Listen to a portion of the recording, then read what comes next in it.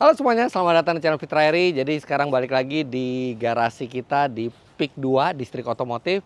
Lagi kedatangan ini, Honda WRV Facelift. Mobil ini udah ada dari tahun 2022 akhir. Sebelumnya sudah setahun itu dipamerkan secara konsep. Kemudian delivery pertama itu di 2023 awal. Dan mobil ini di atas kertas adalah solusi terbaik bagi Anda yang pengen punya compact SUV. Tapi di perjalanannya, mobil ini menghadapi sejumlah badai.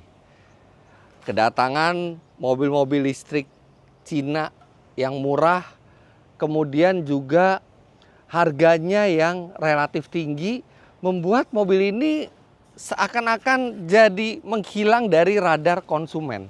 Nah, di 2026 ini dia tampil lagi dengan sejumlah perbaikan, kemudian harganya lebih rendah dari sebelumnya, dan rasanya ini adalah momen yang memberi angin segar bagi Honda WRV ini karena ada sejumlah keadaan yang mendukung untuk mobil ini kembali dilirik oleh konsumen. Tapi apakah mobil ini layak untuk Anda lirik kembali? Apakah mobil ini layak untuk dijadikan pilihan yang lebih menarik sekarang? Kita lihat, inilah Honda WRV Facelift.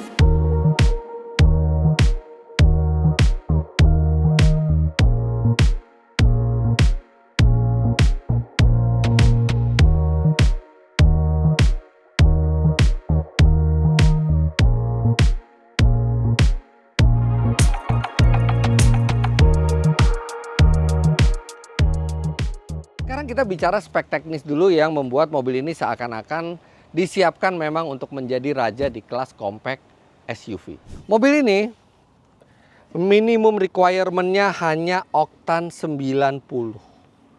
Jadi terhindar dari kenaikan bensin yang menggila saat ini.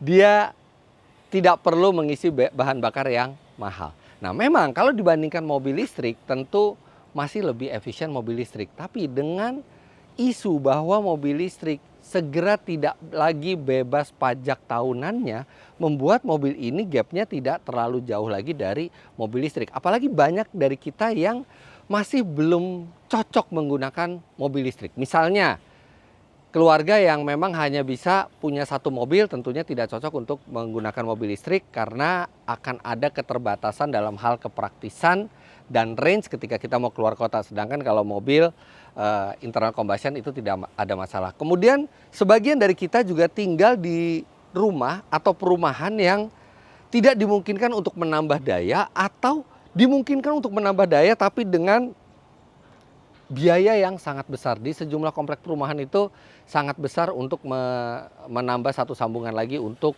charging mobil listrik. Serta juga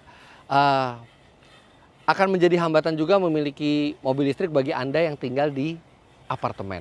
Nah, Honda WRV ini tampil sebagai mobil yang menawarkan dirinya bisa sebagai mobil pertama, bisa sebagai mobil kedua, bisa sebagai mobil ketiga. Karena untuk mobil pertama, mobil ini enak untuk disetir sendiri, kemudian karena dia compact SUV jadi ground clearance-nya tinggi, bisa ke beragam medan, dan dia memiliki penggerak bensin yang memungkinkan dia bisa melaju sejauh mungkin hanya dengan mengisi bahan bakar. Kemudian satu lagi yang membuat Honda WRV ini semakin menarik di 2026 ini adalah harganya yang turun dari sebelumnya. Ini menunjukkan betapa komitmen Honda untuk memperbaiki positioning harga di depan konsumennya. Sebelum facelift, harga tipe tertingginya RS dengan Honda Sensing itu menyentuh 330 juta rupiah. Sedangkan setelah facelift dengan sejumlah perbaikan dan penambahan fitur dan VIN number yang lebih baru, harganya justru terpangkas jadi 321 juta rupiah. Dan bukan hanya di tipe RS, tapi di tipe bawahnya juga terjadi pengurangan harga yang membuatnya menjadi lebih menarik lagi. Dari segi desain sebetulnya bisa dibilang Honda WRV ini cukup maco ya. Dia tegas-tegas, potongan garisnya, ground clearance-nya tinggi. Jadi ada kesan gagah di mobil ini. Namun yang menarik adalah dari data yang disampaikan oleh Honda, banyak peminat dari Honda WRV ini adalah wanita. Tapi di lain sisi menurut saya ini mobil sebenarnya juga cocok untuk pria. Nah sekarang kita lihat kenapa mobil ini cocok untuk wanita. Alasannya satu, karena ground clearance-nya tinggi. Kemudian mobil ini juga simple, mudah untuk dikendarai dan tidak ribet dengan pengisian daya karena menggunakan mesin konvensional.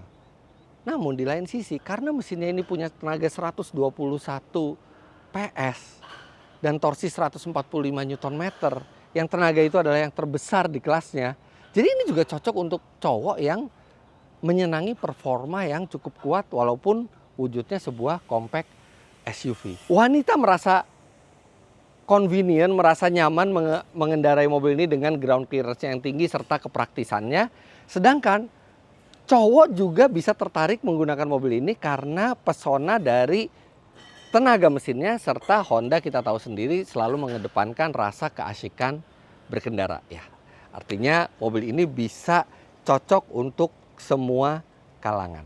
Nah sekarang kita akan berbicara masalah perbedaannya setelah facelift. Tipe yang mampir ke garasi ini adalah Honda WRV RS non Honda Sensing. Nah, non Honda Sensing ini cocok buat Anda yang mungkin kadang-kadang kagok dengan interupsi dari sistem ADAS gitu, yang ingin pengendaraan yang lebih murni dan juga harga yang lebih terjangkau. Karena ini yang tidak Honda Sensing ini harganya bahkan di bawah 300 juta rupiah. Nah, perbedaannya setelah facelift ini adalah grill model baru.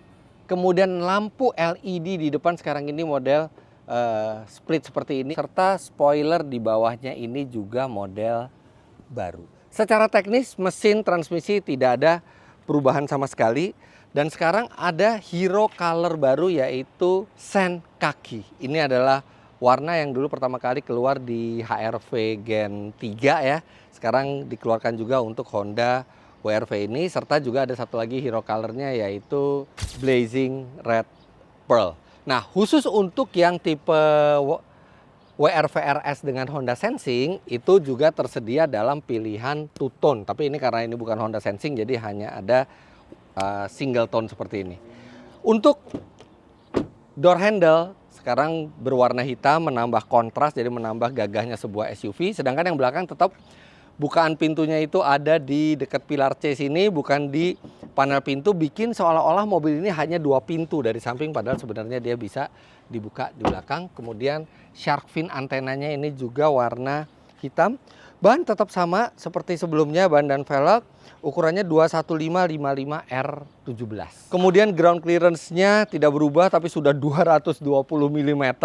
Ini tinggi sekali ground clearance-nya dan dengan wheelbase yang nggak terlalu panjang jadi break over angle-nya juga besar. Nggak takut kita mau ke jalanan yang rusak atau bahkan sedikit off-road. Ini masih sangat capable ketinggiannya. Kemudian lampu belakangnya ini full LED. Bagasinya surprisingly juga cukup besar untuk di kelasnya karena dia dalam. Memang kalau kita taruh koper di sini dan agak berat, kita mesti agak sedikit effort buat mengangkatnya. Kalau masih kurang besar, kita bisa lipat bangku paling belakang ini 60-40. Melipatnya mudah, tidak rata dengan lantainya, tapi minimal bisa memperbesar kapasitas kalau kita mau bawa barang-barang yang besar.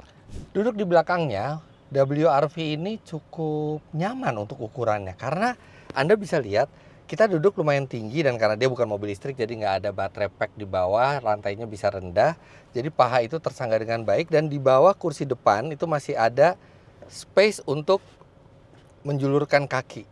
Nah, jadi cukup nyaman, bahkan untuk perjalanan jauh juga masih oke dan visibilitasnya juga masih baik di belakang. Material memang masih banyak material keras, tapi di sini ada sejumlah material empuk.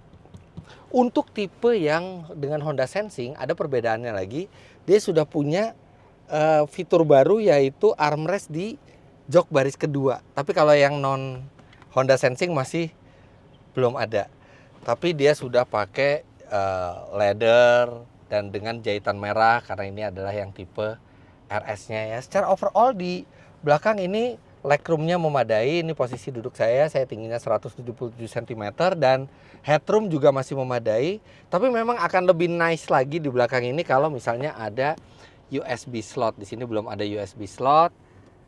USB slot hanya bisa kalau misalnya kita pakai power outlet 12 volt, serta dia tidak ada ventilasi AC ke belakang. Namun ventilasi AC depan itu cukup tinggi, jadi anginnya itu cukup sampai ke belakang. Ini nggak kerasa panas di belakang, walaupun nggak ada ventilasi AC di belakang.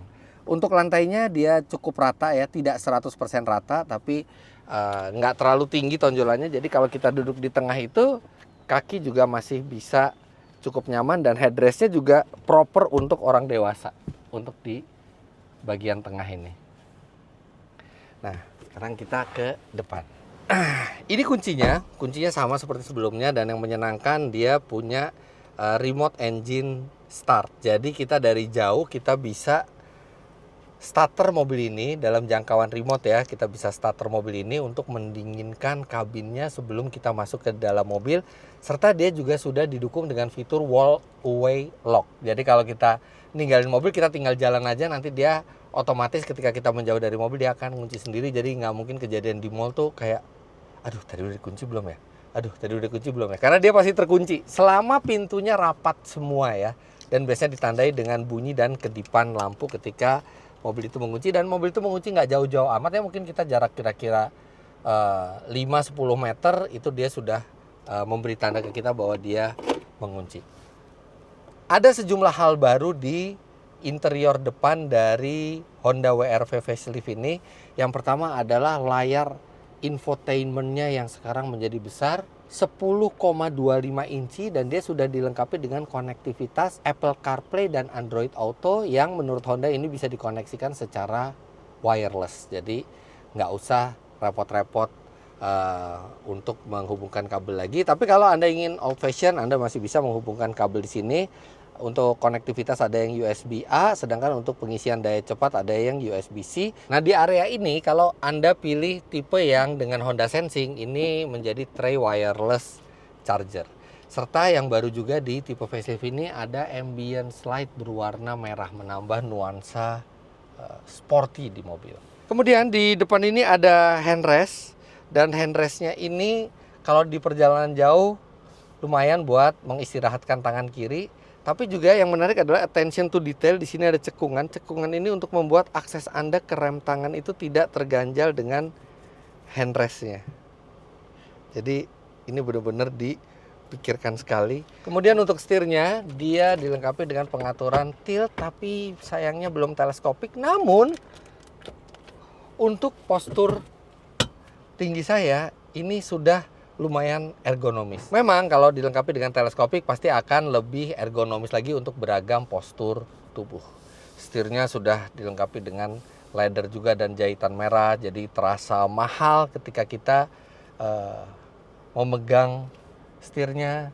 Stability control juga sudah standar, engine start stop, serta ada pedal shift baru di mobil ini. Jadi kita bisa melakukan perpindahan gigi secara manual, simulated, karena ini sebenarnya adalah transmisi CVT, tapi sekarang kita bisa menggoda lagi mungkin Anda para pria atau bahkan mungkin wanita yang menyenangi faktor fun to drive, jadi bisa memindahkan gigi secara manual lewat pedal shift ini. AC ini sekarang di peak 2 ini lagi panas sekali ya, dan AC-nya nggak ada kesulitan untuk mendinginkan kabinnya sama sekali. Di dalam cukup sejuk dan material empuk di bagian depan ini lebih banyak di bagian belakang, sampai ke sandaran tangan juga ini material empuk. Jadi semua yang kita sentuh itu materialnya empuk dan terasa cukup mahal untuk kelasnya. Walaupun memang kalau di dashboard ya ini masih material yang keras, tapi di sini kan jarang kita pegang, hanya kita lihat. Kalau kelihatannya sih seperti panel empuk, walaupun bukan empuk, tapi semua yang kita sentuh dengan tangan kita ini dia panel yang soft. Bagi Anda yang memilih tipe yang non Honda Sensing, ini benar-benar pure ya, tidak ada cruise control, tidak ada fitur yang bisa bikin mobil itu ngerem mendadak pada saat maju atau mundur. Jadi ini benar-benar lebih real man gitu ya nyetirnya.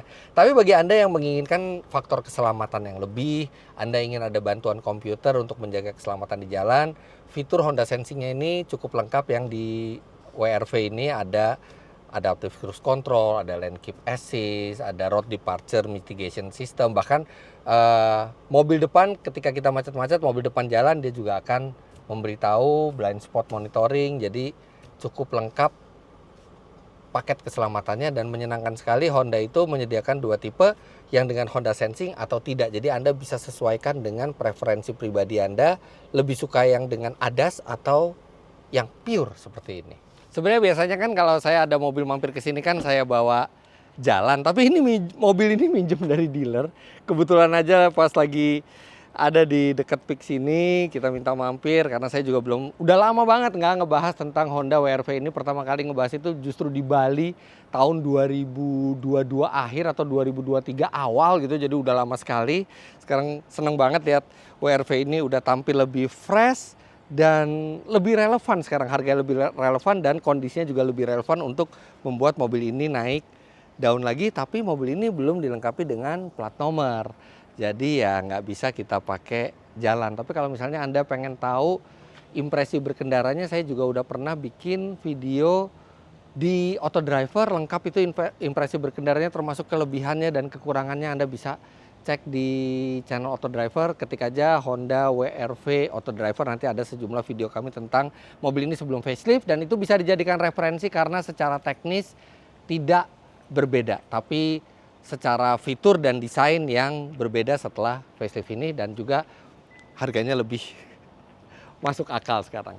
Jadi gimana menurut pendapat Anda Honda WRV atau kalau di Indonesia kita bilang Honda WRV ini? Sampaikan komentar Anda di bawah. Jangan lupa Anda klik like juga bila menyukai video ini. Subscribe ke channel Fitra Eri jika Anda belum. Follow Instagram saya di sini, dan untuk keterangan lebih lanjut mengenai Honda WRV atau Honda-Honda lainnya, Anda juga bisa follow Instagramnya Honda di sini. Terima kasih banyak Anda sudah menyaksikan. Sampai jumpa di video selanjutnya. Bye-bye.